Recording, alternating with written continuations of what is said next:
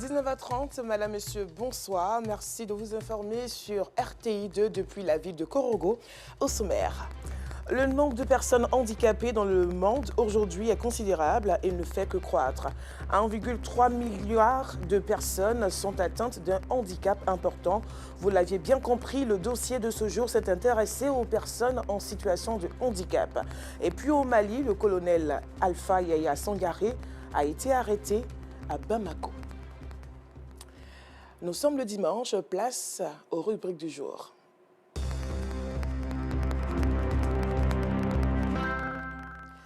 La situation socio-économique des personnes handicapées est marquée par des inégalités comparées au reste de la population. En milliards d'individus, soit 15% de la population mondiale, sont porteurs d'un handicap, mais cette proportion est plus élevée dans les pays en développement. Alors, dans le dossier, nous nous sommes posé certaines questions, à savoir quelles sont les réalités vécues par ces personnes dans la société, comment les spécialistes de la santé peuvent expliquer le cas de ces personnes handicapées issues de parents normaux et enfin, quelles sont les recommandations qui en découlent? Les réponses dans ce dossier de Yacouba Koulibaly et d'Assiton Diarra. Sur 12 grossesses qu'a connues Mariam Daniogo, 7 sont arrivées à leur terme. Aujourd'hui, Mariam vit avec ses 7 enfants qui ont survécu. Parmi eux figurent 3 filles nées handicapées, des membres inférieurs, faute de moyens financiers. Mariam se retrouve dans cette baraque sans électricité dans la commune d'Abobo après quelques années de vie conjugale au cimetière des Divos, au sud-ouest du pays. Pour assurer la survie quotidienne de sa famille, elle est obligée de s'adonner à la mendicité. Une situation qu'elle supporte difficilement.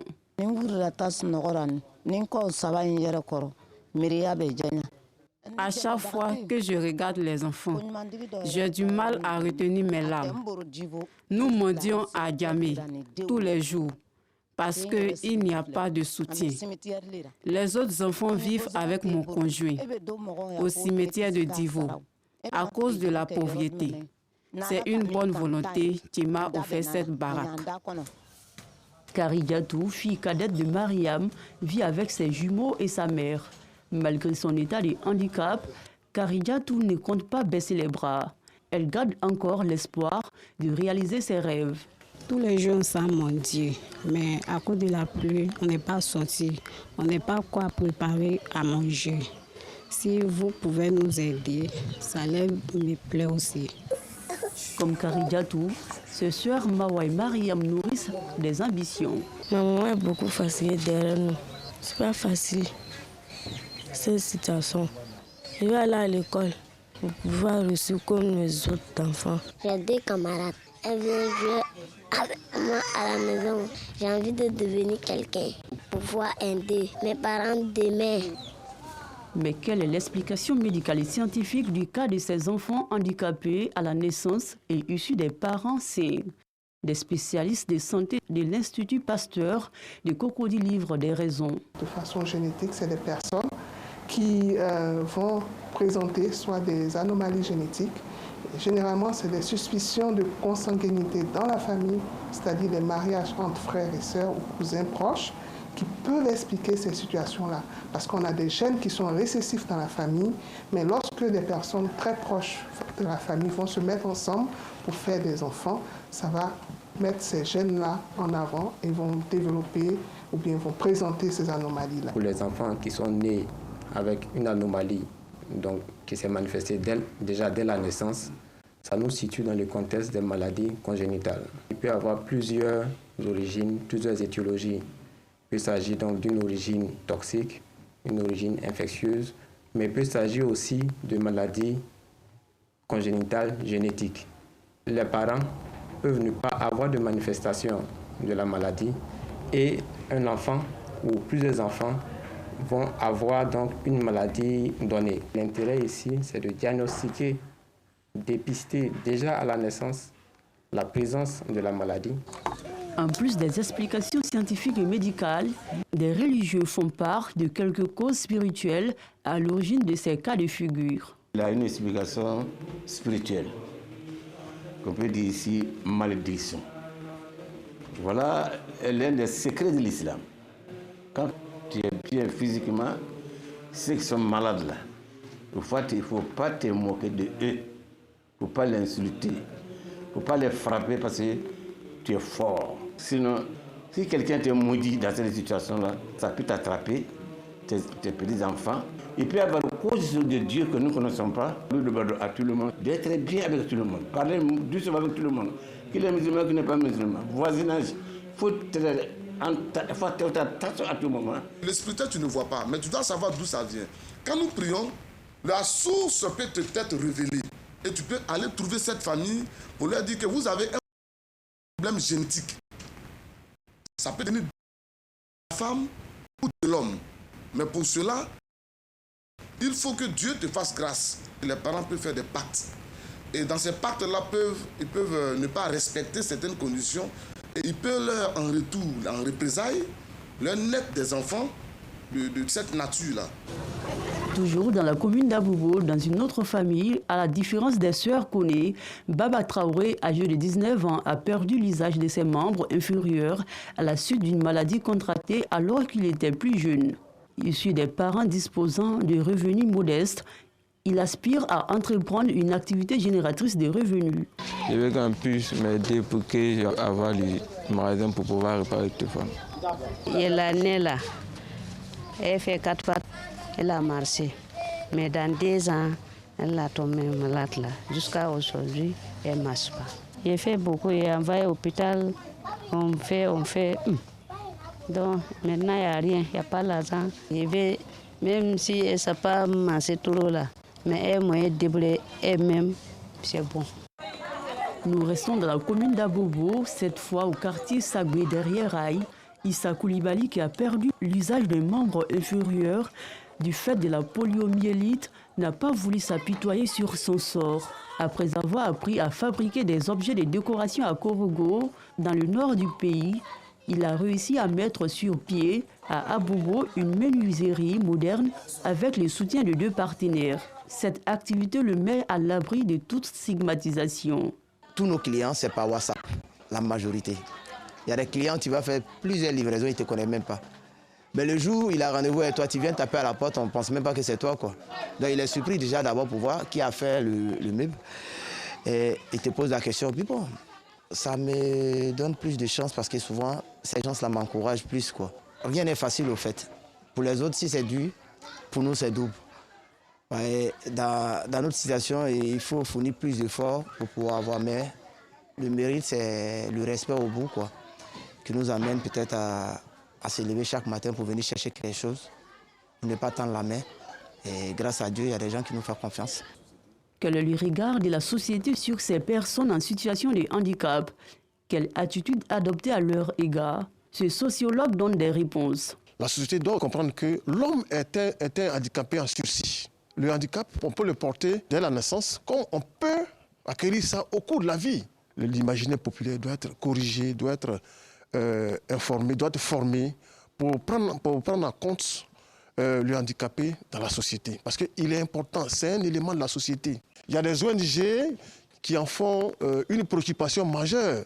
Cette solidarité-là doit permettre à terre les foyers de moquerie, les foyers de tension, les foyers de fuite de ces hommes porteurs de handicap. À l'instar de Karidjatou, Mawa, Mariam, Baba et Issa, les personnes en situation de handicap sont parfois victimes de marginalisation.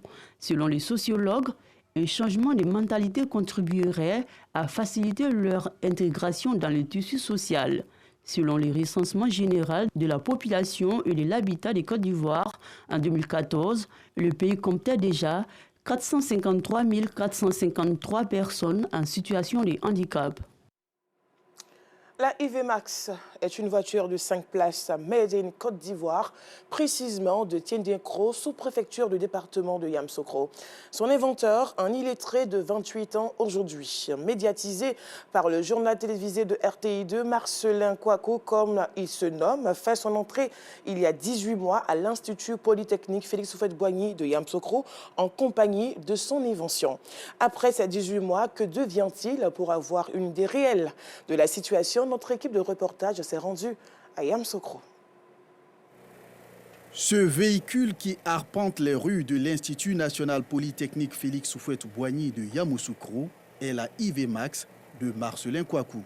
Ce jeune homme de 28 ans, niveau cours préparatoire première année, est l'inventeur d'une voiture de 5 places depuis Tiendiékro, il y a un peu plus de 2 ans. Interpellé par ses condisciples, Marcelin marque un arrêt pour les prendre avant de poursuivre sa route pour le centre d'incubation.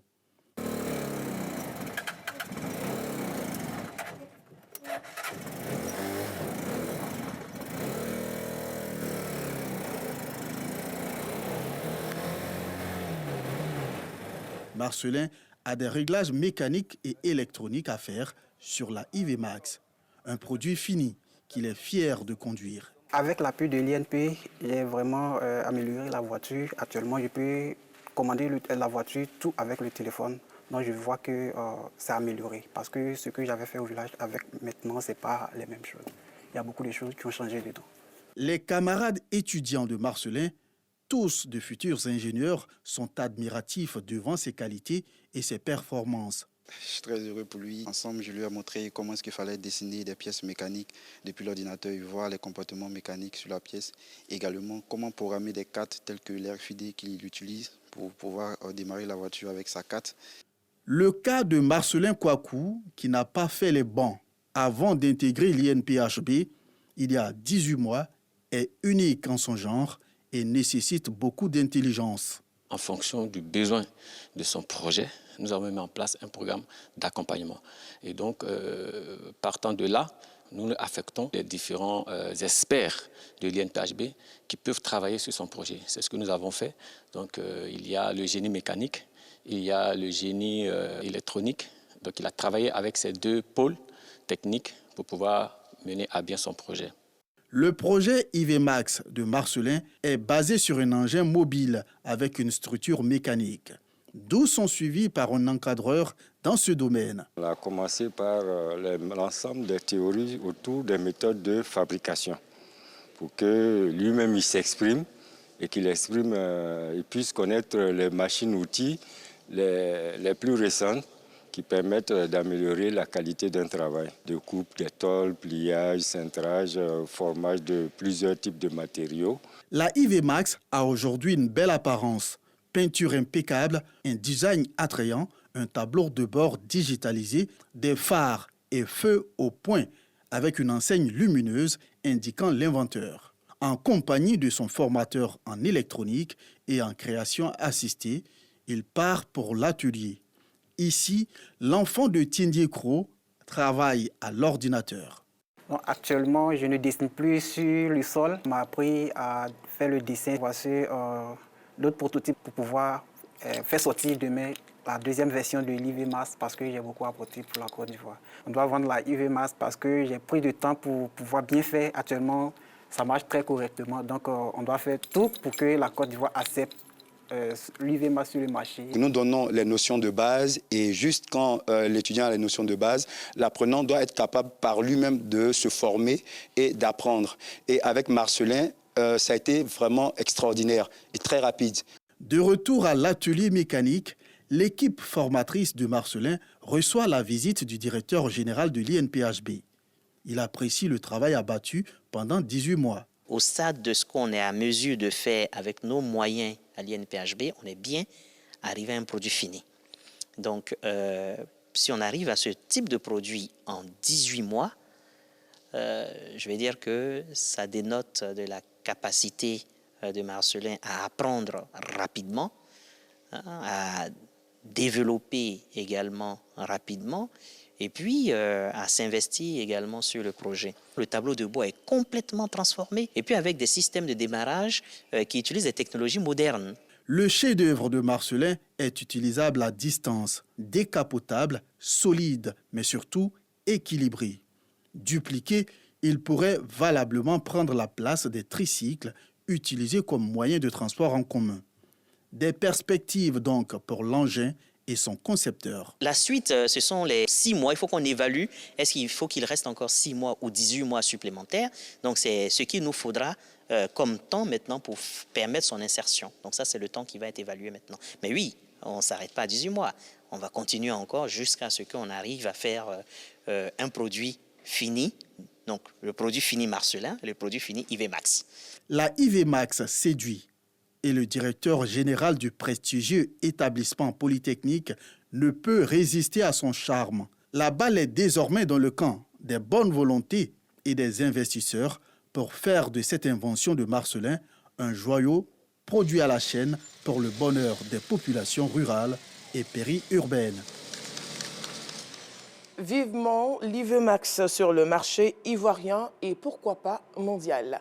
En football, 3 semaines après la Coupe d'Afrique des Nations, c'est la reprise des compétitions locales. Comment les clubs ivoiriens ont préparé cette reprise, notamment ceux de la 3e division. Konaten Gamblé est allé à la rencontre de Bentana Football Club de Korogo, un club structuré qui ne manque pas d'ambition. Reportage.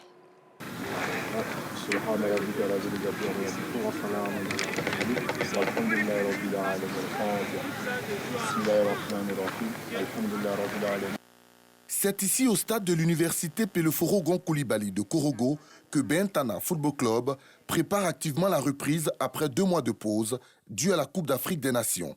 Depuis 1 mois, Ibrahim Kamara, titulaire d'une licence CECAF, est l'entraîneur de l'équipe.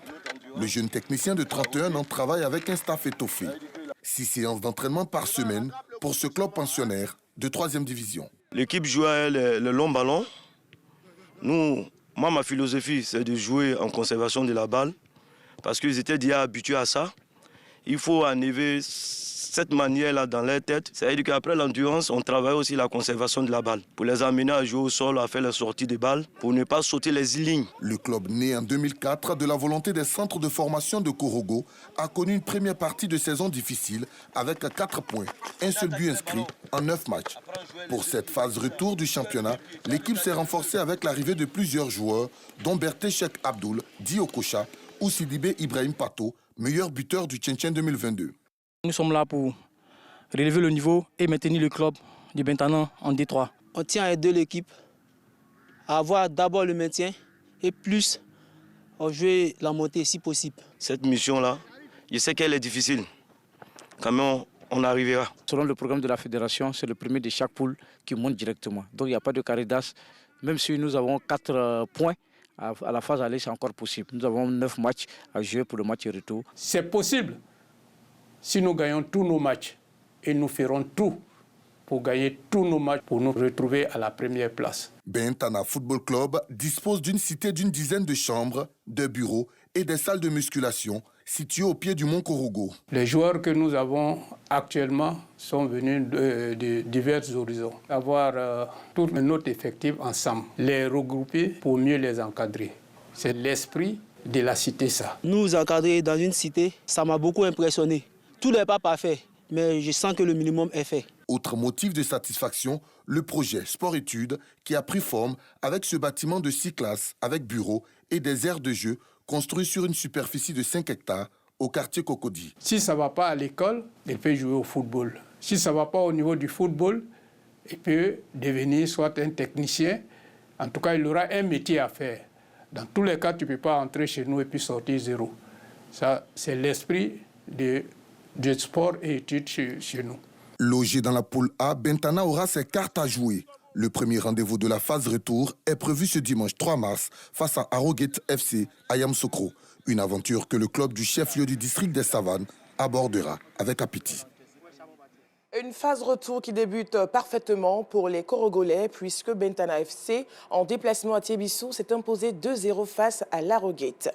Poursuivons l'actualité au Mali. Le colonel Alpha Yaya Sangaré, auteur d'un livre qui attribue des cas d'exaction aux forces de défense et de sécurité, a été arrêté samedi soir dans la capitale malienne. Dans l'ouvrage Mali, le défi du terrorisme en Afrique, l'auteur relate par exemple que les FDS ont fait subir des traitements physiques dégradants à des civils arrêtés et soupçonnés d'être djihadistes.